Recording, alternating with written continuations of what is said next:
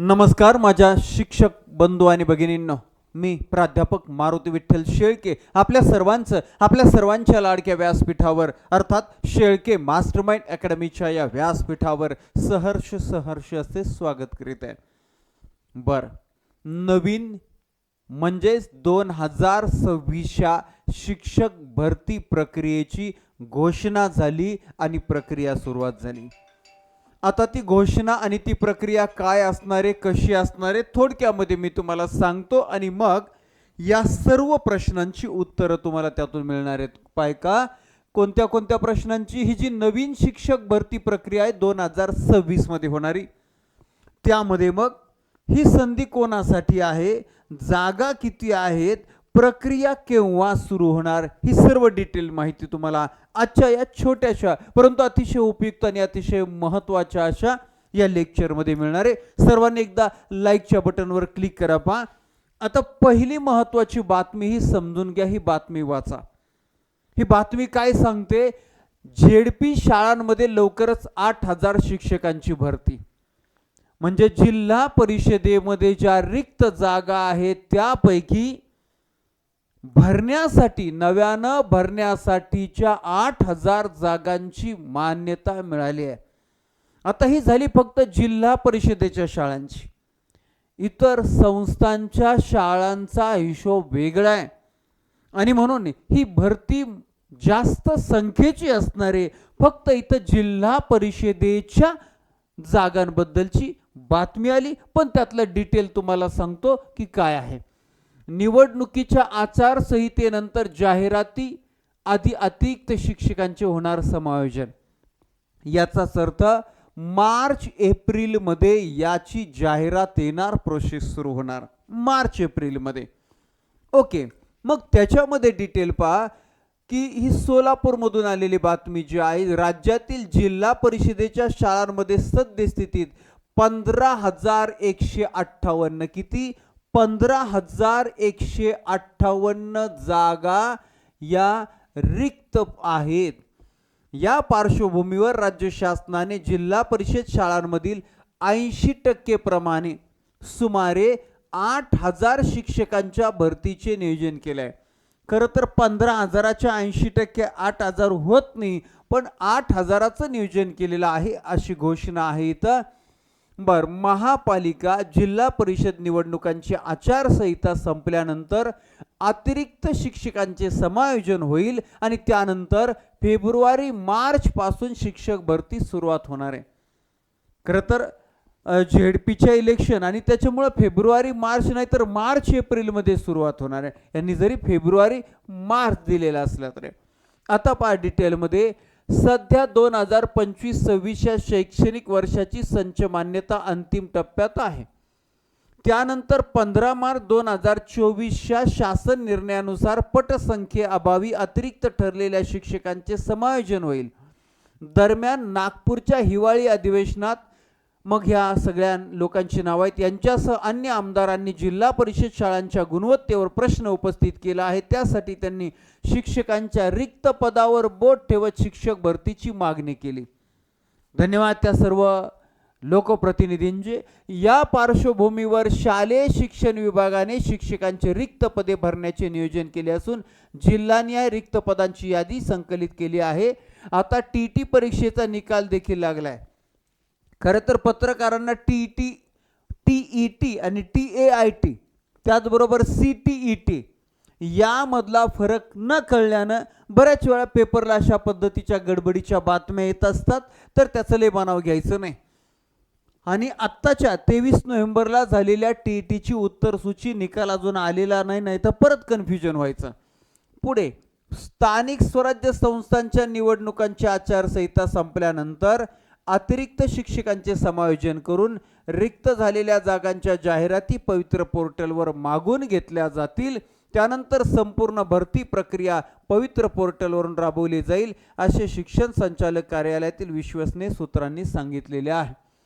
आणि मग त्यामध्ये सोलापूरच्या 775 जागा, अशा प्रत्येक जिल्ह्याच्या जागांबद्दलची माहिती क्लिअर झालेली आहे। ही फक्त झेडपी, मात्र संस्थांमधल्या जागांचा विचार केला तर शहरी भागामधली परिस्थिती अशी आहे की एका एका इयत्तेच्या 10-10 तुकड्या आहेत. एका तुकडीमध्ये म्हणजे एका वर्गामध्ये 90-100 मुलं बसलेले आहेत. खरं तर नियम आहे 30 ते 40, सरासरी 30. मात्र 90 ते 100 म्हणजे एका तुकडीत 3 तुकड्या तयार होतील. अशा 10 तुकड्या म्हणजे 10 त्रिक 30 वर्ग तयार होतील. 10 शिक्षक सांभाळणारे आहेत, मात्र तिथं 20 जागा अजून वाढणार आहेत. यावर काम केलं पाहिजे. शहरामध्ये शिक्षणाची गुणवत्ता यामुळे ढासळत आहे. शहरामध्ये शिक्षणाच्या प्रक्रियेबरोबर गुन्हेगारी किती भयानक वाढत आहे. मुलं एकमेकांचा खून करण्यापर्यंत मजल जात आहे. तर त्याचं हे सुद्धा कारण आहे की वर्गामध्ये 80, 90, 100 मुलं असतील तर कंट्रोल होणार नाही. त्यांच्यावर लक्ष देणं अवघड जाणार आहे. आणि म्हणून याही गोष्टीकडे शासनानं लक्ष दिलं पाहिजे, द्यायला भाग पाडलं पाहिजे. यासाठी शिक्षण क्षेत्रातील काही शिक्षक मंडळी, काही सामाजिक कार्यकर्ते वारंवार सरकारकडं या प्रकारच्या मागण्या करत आहेत. शिक्षक भरतीसाठी रिक्त जागा दाखवून देण्यासाठी काम करत आहेत. अखंड महाराष्ट्रातर्फे सर्व माझ्या शिक्षक बांधवांतर्फे, भगिनींतर्फे त्यांचे कोटी कोटी आभार आहेत. त्यांच्या कार्यास आमचा पाठिंबा आहे. आम्ही आपल्या सोबत आहोत. या भावना सुद्धा संपूर्ण महाराष्ट्रातील शिक्षक बांधवांतर्फे मी व्यक्त करतो. आता ही बातमी झाली. ही बातमी झाल्यानंतर याच्या पुढचा टप्पा आहे की पोर्टल सुरू झालंय. हे तर तुम्हाला माहिती आहे. पवित्र पोर्टलवर स्वर प्रमाणपत्र रजिस्ट्रेशनचं काम सुरू झालं. मग आता आपण पहिला प्रश्न की या पोर्टल थ्रूच शिक्षक भरती होणार आहे. ही जी बातमी आलेली आहे आणि या पोर्टलचीच प्रोसेस पुढे होऊन शिक्षक भरतीची प्रक्रिया सुरू होणार आहे. मग त्यामध्ये कोणाला संधी असणार आहे?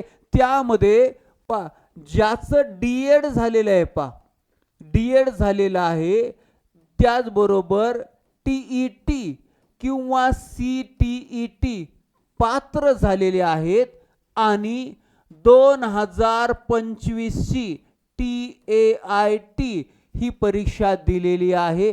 अशा बांधवास, अशा भगिनीस या पवित्र पोर्टलवर रजिस्ट्रेशन करून पुढच्या शिक्षक भरती प्रक्रियेमध्ये सहभागी होणार. मग पुढे तुमची प्रेफरन्स येणं वगैरे या सगळ्या गोष्टी पुढचं आहे.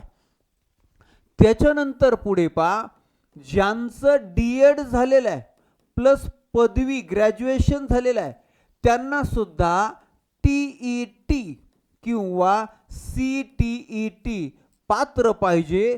त्याचबरोबर त्यांनी TAIT ही परीक्षा दिलेली पाहिजे. तर आणि तरच या पवित्र पोर्टलच्या माध्यमातून 2026च्या शिक्षक भरती प्रक्रियेमध्ये सहभागी होता येईल.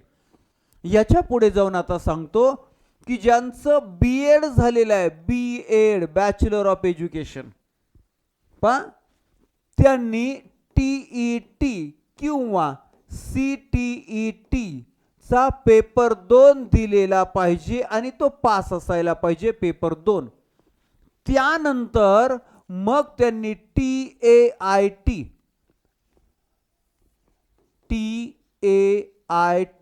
ही परीक्षा दिलेली पाहिजे. तर त्यांना पवित्र पोर्टलला रजिस्टर करून पुढच्या प्रक्रियेत सहभागी होता येईल.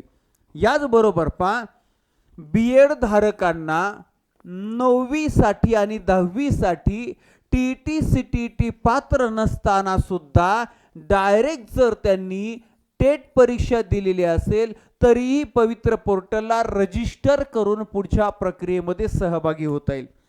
याचबरोबर BEd प्लस पदव्युत्तर पदवी पोस्ट ग्रॅज्युएशन जर असेल, पोस्ट ग्रॅज्युएशन त्यांनी केलेलं असेल तर त्यांना TET CTET पात्र नसताना सुद्धा टेटची परीक्षा देऊन 9वी 10वी आणि 11वी 12वी साठी पवित्र पोर्टलच्या माध्यमातून शिक्षक भरती प्रक्रियेमध्ये सहभागी होता येईल.